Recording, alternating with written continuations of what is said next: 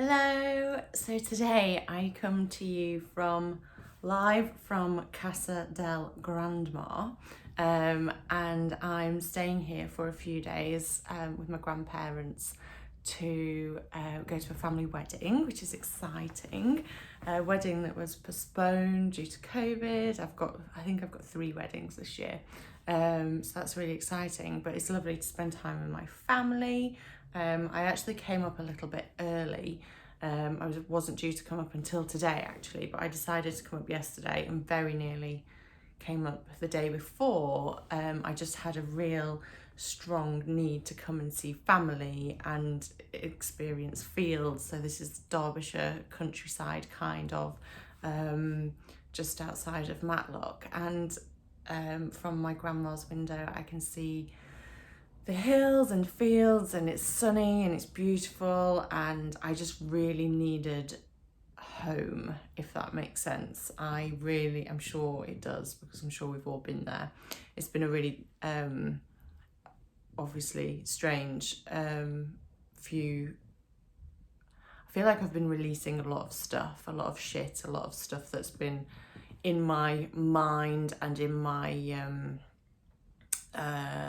body for a long time, and that's all being released now. And it's been just the last week has been a journey in itself. So I just needed to come and reset, and then coming home to see family always brings with it its anxieties and its, I say struggles, and that's maybe not fair, and maybe not everybody has the same experience, but I think seeing family brings up a lot of emotion. It brings up a lot of thoughts and feelings that we are used to, and I know it can depend. Well, I think after last year we have a lot of people I know have experienced social anxiety because of COVID and not seeing anybody, and then being put back in situations where suddenly you're around people again, especially for something like a wedding. You're not just 3 people around a table, you're sometimes up to 150 people, seeing family you've not seen for a long time. And then obviously last year I had cancer, and I haven't seen very many people since then. I did see people kind of at the beginning before I started chemo, and then I went through chemo, and I just kind of stopped seeing almost everybody because it was just easier for me to deal with that. And now I did come back up at Christmas, but that was different, and I feel like after chemo, I was just pleased to be over. The whole thing was a celebration. I just needed it to be over. But what I did was I came back to Derbyshire, and I've obviously been through a journey with cancer and with chemotherapy, and even throughout COVID and moving to London, I've been through a journey, and this journey has changed me, and I'm a different person because I've chosen to be a different person. I've decided I want a different life for myself, and I'm embracing that. But then when I came back to Derbyshire over Christmas, I went back to the person that my family knew me as and that I was before I left, which was party, work hard, play hard. I mean, not that I was working, but I kind of drank my way through Christmas, which is not what I wanted to do. And then in the days after it, I just made myself feel like a horrendous person again. That's just the pattern that I was in. I was work hard, stress about working hard, stress about not being enough, play hard, so kind of drink and numb my pain and my problems. And when you've got a gin and tonic in your hand, does it really matter? Or, as was the case at Christmas, like vintage champagne, even better. And seeing family, and everyone knows you as this happy, cheery girl or woman who's loves the party and can drink most men under the table proudly. She loves her sport. She loves just having a laugh. She's sarcastic. She's you know, this person that I was, this persona that I created for myself because that's who I believed I had to be. And then I made myself feel awful when I moved back, and again I started on this journey of who do I want to become, who do I want to be. The world is my oyster as to the person I want to be, and actually the person that I want to be is the person I truly am. So I could just embrace that if I really wanted to. So at the beginning of this week, I had this desire to come home early so that I could just have some fields in my life and have some fresh air and go for a run outside. This morning I've done a 5k run. I haven't run outside since June 2021, since before I was diagnosed, and I haven't run 5k. I did 5k on the treadmill the other day. But anyway, so that in itself was a big one for me. Like I knew I wanted to come and do that, and I did it, and I'm really proud.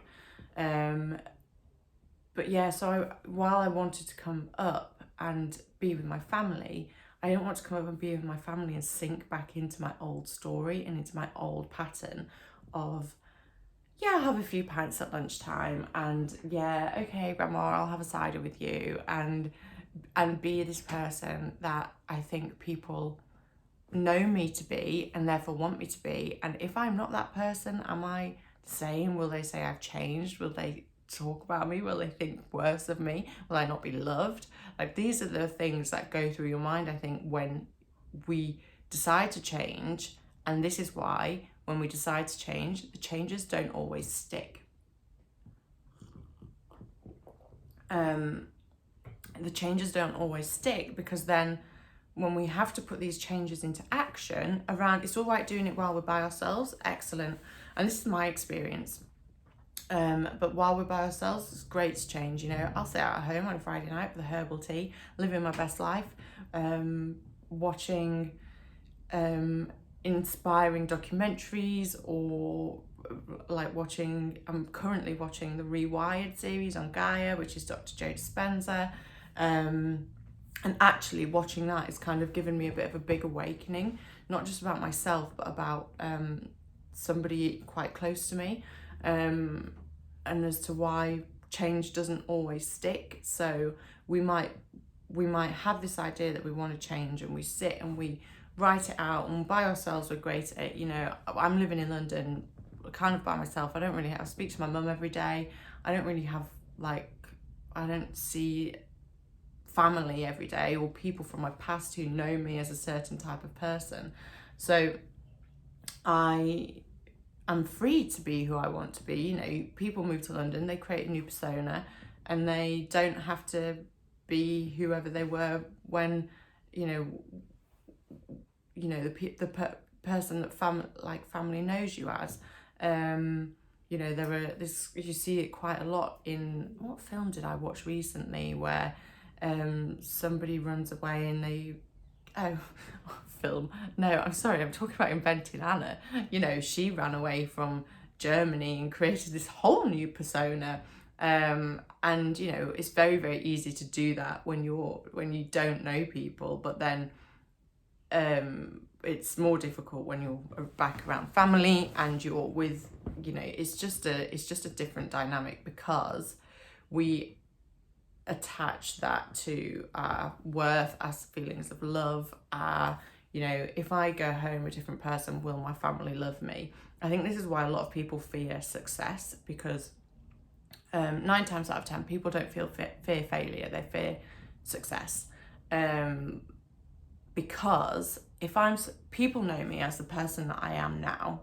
If I go away to London and come back successful, well, I'll have to be a different person to be that successful person.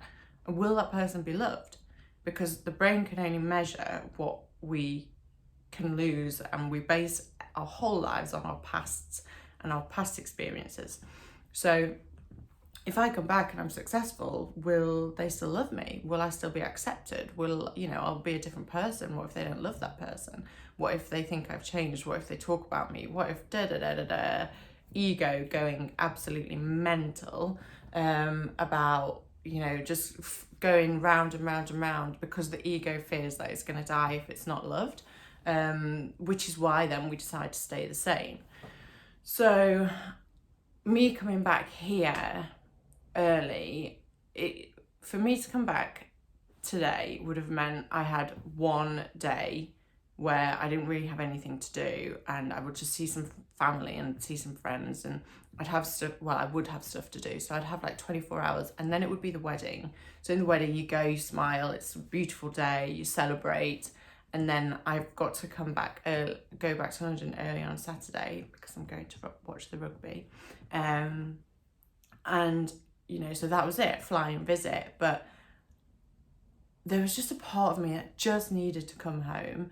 And I actually think I needed to come home to test myself, to test the not new persona, but who I actually am and who I want to be. And, all right, Rosanna, are you serious about this? So I'm back, and so far so good. I'm pleased to report. But we've had a bit of an incident where somebody I know is in a similar situation, and that they want to change, and they suffer with anxiety and depression, and they want to change, but they can't. And it's not that they can't, they can, but they fear what people will think of them. And I can see it because I have the knowledge of how the brain works around this. And I experienced this the other day, actually the body is addicted to the fear, and which is what I was in before I was diagnosed with cancer. That was my old story. I was addicted to stress. I was addicted to feelings of not being enough. And if your body's addicted to something and you take that addiction away, or that feeling away that your body's addicted to, it's the same as if you take heroin off junkie, then, it's like, it feels like the body feels horrendous. It feels like it's dying. It has to do something to make itself feel better. So it keeps producing the chemicals that come with fear and stress, and so your body is literally addicted to it, and it just keeps creating these chemicals. And I saw that for myself the other day. So Monday for me was a horrendous day. I purged a lot of shit. I cried a lot. I just felt not great. And I knew that I had to feel that, and I actually felt into it, because this is what I do now. I don't just ignore it and busy myself. I actually feel into it and experience it so that it can move on, and so that these feelings can transmute. And what I could see was, actually, when I was meditating yesterday, I could see, oh my goodness, my body is addicted to the feelings of fear and anxiety and stress and lack. And that is what my body, when I take that away from my body then feels the need it has to create it. I take it away by positive thinking, by affirmations, by feeling love and raising my frequency, and doing the meditations, and reading the books and learning and just embodying a different way of life, embodying the person that I want to be. But my body is against, my body can be against me, and so can yours. Like, if you've tried to change but can't, that is probably why. It's because your body is addicted to the chemicals that you've told and given your body for years and years and years. Now, I've learned this from Dr. Joe Dispenza, and if you want to learn more about it, then I'd highly recommend watching the Rewired series or just reading any of his books, and he explains it really, really well. So that's having that realization for me was, oh my goodness, this is why I've never been able to really change and really get out of this stress predicament that I'm in, because what I've noticed is even, you know, I thought that my cancer journey was my awakening, and it is absolutely an awakening for me. I've learned so much, but I thought I'd come back from cancer, and because I've changed so much, I thought, oh my goodness, my life's going to be perfect.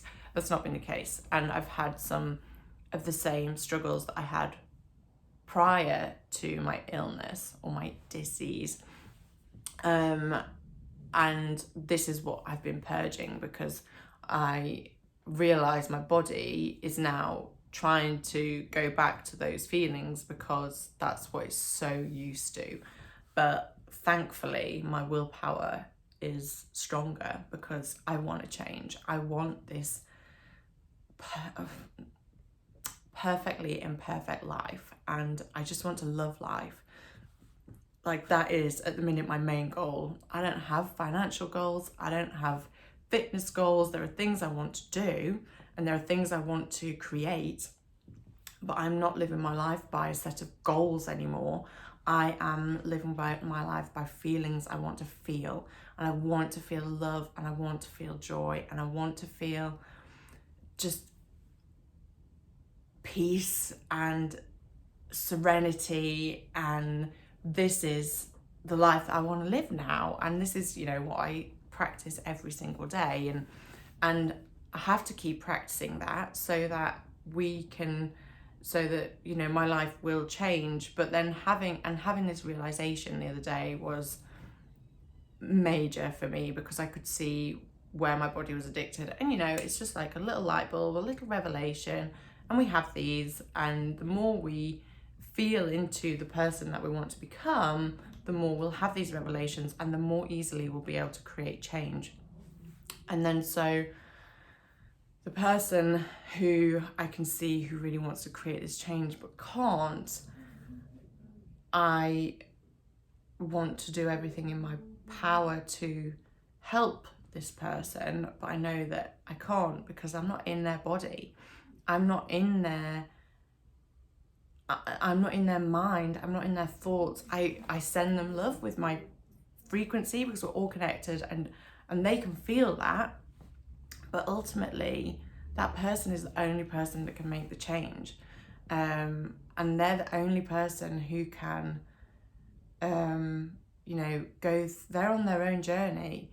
And just the fact that I can see it, I know that they can see it, I know that by me working on myself, I can then help them, because we're all connected, and the higher my consciousness goes, the higher their consciousness will go. And you know, I'd love to be able to pin this person down and force them to watch the stuff that I've watched, learn the stuff that I've learned. But you know, that's not for everybody.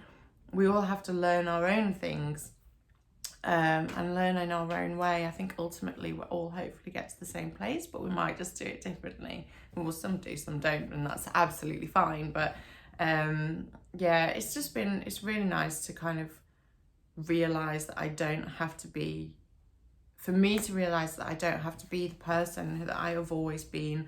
I moved back to Derbyshire from Australia when I was 24. I opened up a shop. I worked in a pub for a year. While I was in that shop, I had an abusive boyfriend who, when I come back here, I am scared to walk from my dad's house to my grandma's house in case he drives past me. Now, yesterday I did that walk and I didn't feel scared, and that was really liberating because I've realized I've released it, and this is why I needed to come home, to release some of this stuff. And yeah, and this feels really good, and I know that it's because I know the powers within me, and that I am actually stepping into the woman I'm becoming. Yeah, this has been a week for purging and releasing, and now I feel like I'm coming out of the other side, and it feels really, really good. And just some encouragement for you if you're trying to be the person that you want to become. Like, it's going to be hard, you've got to put in the work, but it's going to be worth it. You know, you can achieve anything you want. You can feel how you want. This morning, I woke up in absolute bliss. And that's probably happened like a handful of times. It happens on my birthday when you wake up and you go, oh my God, I'm so excited. Or the first day of a holiday, whatever that feels like. I've forgotten. The first day of a holiday when you wake up and you go, oh my God, I'm in the sunshine. And I woke up and felt that this morning. You know, I'm in my grandma's attic room. My feet can touch the wall from the bed. And you know, and I come back here and everybody's commenting on my hair, and that makes me feel really vulnerable because, you know, we're talking about how incredible I look, and I'm like, I know I look incredible. I just woke up in absolute bliss. So know, if you need encouragement, like, it is possible. There are so many things that you can do or not do to change your life, and change your life for the better and live the most wonderful life, like beyond your wildest dreams, and just be truly happy. Like, it is possible. Take it from me. I've gone from stress, fear, anxiety, not being enough, to 6 months of cancer, now to I'm getting there. I'm becoming the woman that I know I am. I'm stepping into my power, and you know, I really truly feel that anything is possible, and that that magic is just around the corner. We see magic every day. It's what we actually choose to see and what we choose to focus on. So if you're trying to change your old story, you can.